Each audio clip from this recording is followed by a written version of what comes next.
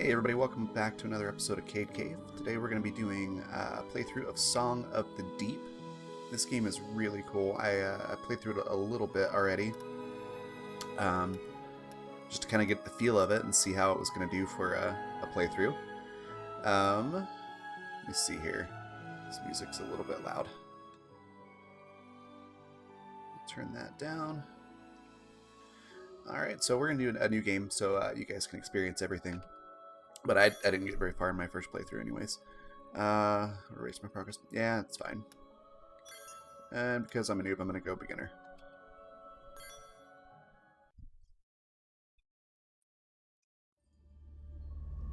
Meryn loved the sea. She loved the sound of the waves calling to her through her window. I love the narrator in this. She dreamt every night of the mysteries that lay beneath. Her father was a fisherman. Each day he went out to sea, and each night Meryn waited at the rocky cliff edge, holding up a candle to guide him safely home. Oh, that's sweet. The two of them were poor. Their roof was leaky, and they sometimes went hungry. But as long as they had each other, Meryn knew they would be okay. At night, her father sang her songs about his great adventures. He sang of giant Leviathan serpents, haunted caves, and a lost city of gold beneath the sea. Atlantis, perhaps? Meryn knew the stories weren't real, but she loved to listen to them.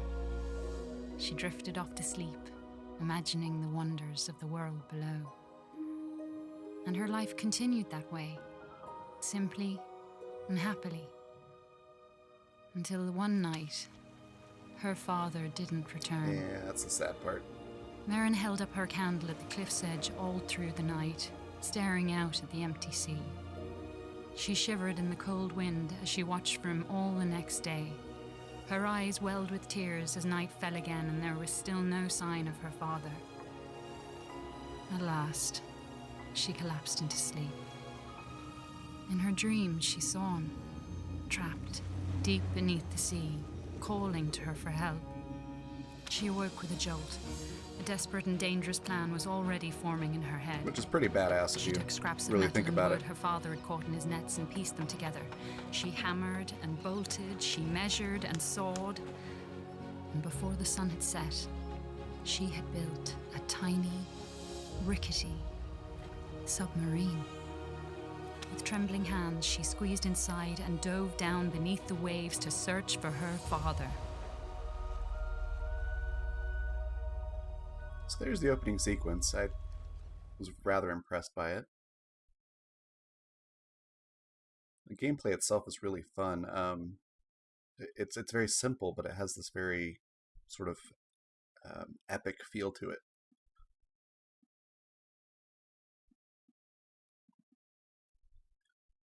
And it's one of the few games that I've played on my PC with a controller rather than a mouse and keyboard.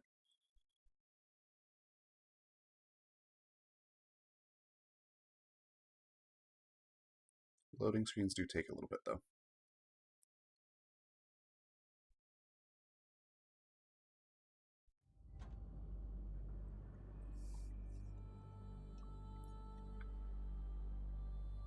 So this is pretty much what most of the game's going to look like. Like I said, it's pretty simple, but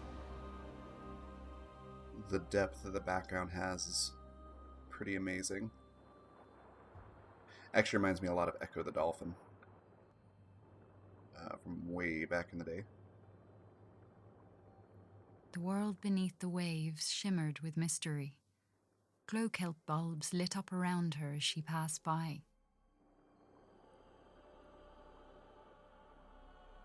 I don't know if I want to go down there just yet. Ooh, what was that? Ooh, I got coins. Alright, I think this goes the same way. So yeah, you want to collect coins when you can, because they will give you stuff.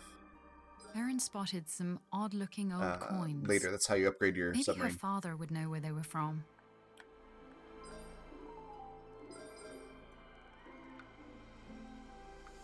The music is incredible in this too. I really like it.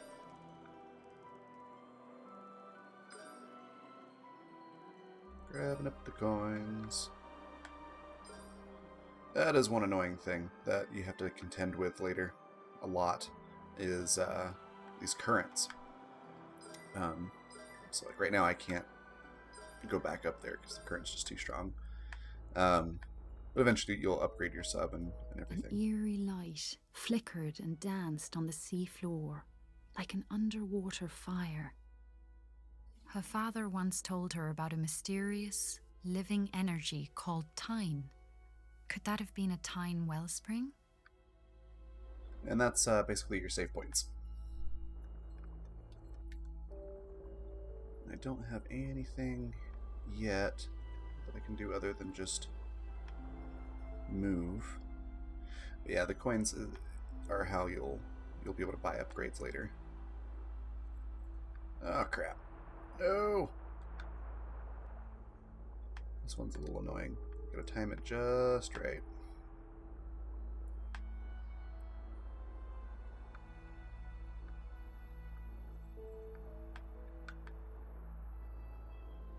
So, like I said, later you get things that help you contend with these currents, and so they're not as bad. But initially, they're a little tricky.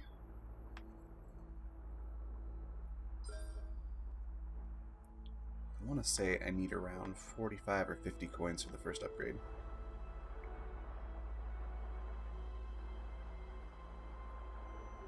Alright.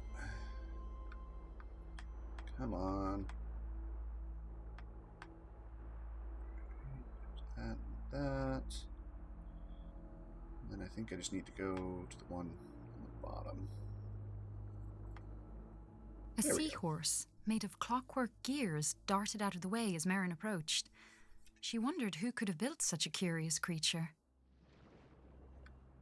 Those things are cool looking. I still don't know what they're for yet, but they're cool. Woo! I got a pearl. I think, yep, I can still get out this way. Let me grab the coins. Oh, what are you? I don't remember what you are. Is this the claw? Yes, it is. This thing's awesome. Merrin approached a glowing scrap of metal and pulled it inside. It was claw-shaped and had a strong magnetic pull. She took out her tools and attached it to a firing mechanism on her steering column. So this lets you do stuff like this. And you just like grab it with the X button and then, or whatever button you have on your controller or keyboard. So you launch it with that and then you hit it again to release it. And it'll let you do crap like this. So grab you, we'll save.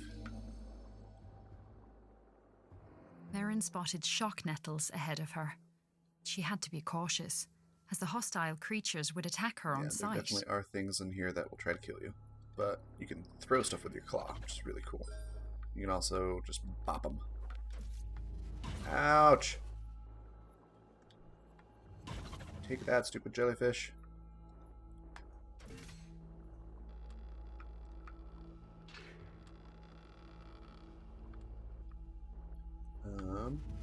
Didn't even see him there. These things are cool too. They also like launch bombs that you can throw and blow stuff up. Oh man, these guys are really kicking my butt. Ah!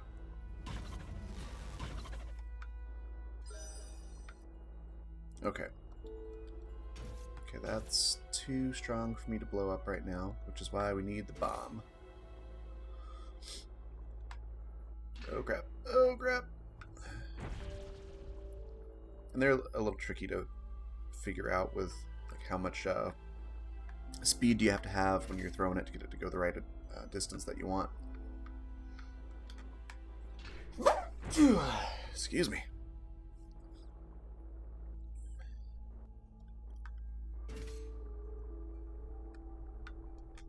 There we go. So we get another save point. A sleeping guardian blocked Merrin's path. She knew it all too well from her father's stories, and she knew it must never be woken. I really love the way they implement clockwork in here too, which is not something you would normally think of with an undersea game, because you'd think they'd just rust and lock up, but I like the way that they did it. It's really cool. Ah.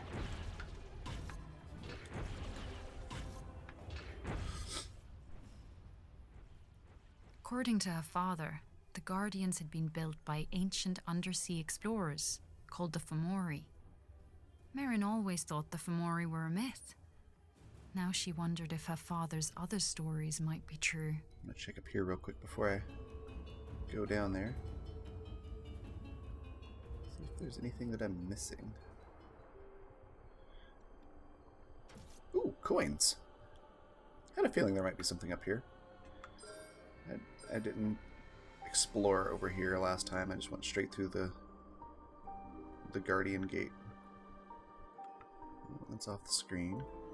The twisted forms of sunken ships stretched out in the distance. Was her father's boat somewhere among them? Aw, feels. Okay, I can't go through there yet.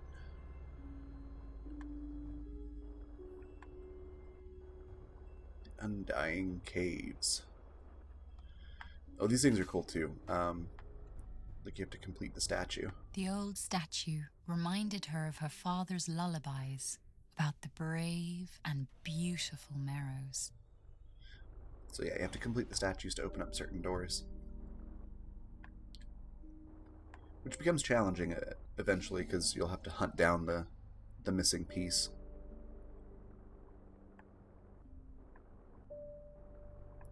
Alright. So we got another statue. Probably opens the door below. We need the statue head. There's one already here. Can I borrow this one? Hey, I can. Oh crap. Apparently that brings all sorts of bad guys.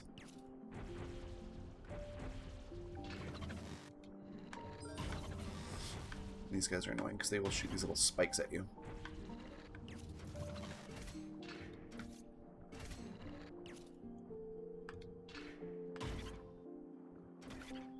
Which I say bad guys, but really I'm the one in their ocean.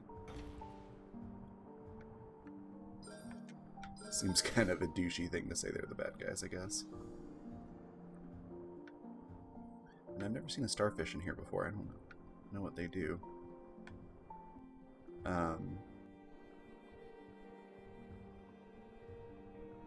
So you can pick up different things and feed them to giant oysters or giant clams. As Merrin explored, she sketched the terrain on a sheet of cartography paper. Her father had taught her that those who make maps are never lost. And depending on what you feed it, you'll either get a pearl or it'll just spit it right back out at you. A huge hermit crab watched Merrin from a rocky Yay. ledge. On his back, he carried a vast array of odd-looking treasures. This guy's great. This is the guy that will let you upgrade stuff. The crab seemed to like shiny objects. Maybe he would be willing to make a trade. Alright, so we can get Concussive Claw. Increase the claw's damage by modifying it to strike with a concussive blast. Or we can get... Oh, that's way more expensive. So that's all we can get for now. I'm going to go ahead and grab it. Using the materials she bought from the hermit crab, Merrin took out her tools and made a quick modification to her magnetic claw. What's really great is when you eventually get the extender, and that helps a lot. Which I'll probably work on getting that next. But it's nice to be able to one-shot these guys.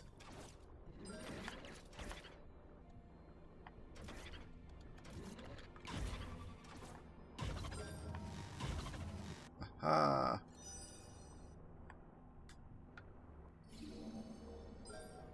There's a lot of coins over there. Oh, here we go. Here's a clam. So we just need to find something to feed it.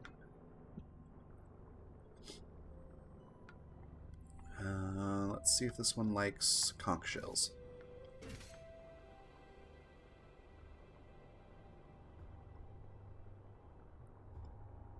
Mr.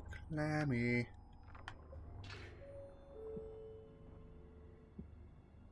Nope, does not like that. Giant clams were notoriously picky eaters. Each one seemed to prefer a different kind of treat. What other stuff do we have around here? The powerful current was too strong to cross. Merrin's submarine would need greater thrust before it could go back. Oh, here's a sea urchin. Let's see if it likes to eat those, which would be weird, because I would think that would be really prickly and uncomfortable to eat. And yoink! Hooray! Gave me a pearl. Alright. So I think I saw... Yeah, looks like there's an item that'll boost my submarine over there. I do not know how to get there yet. It's probably somewhere up there, but we'll do that on the next episode. So we'll see you next time, and hopefully we'll be able to upgrade our submarine to go a little faster and get past that current.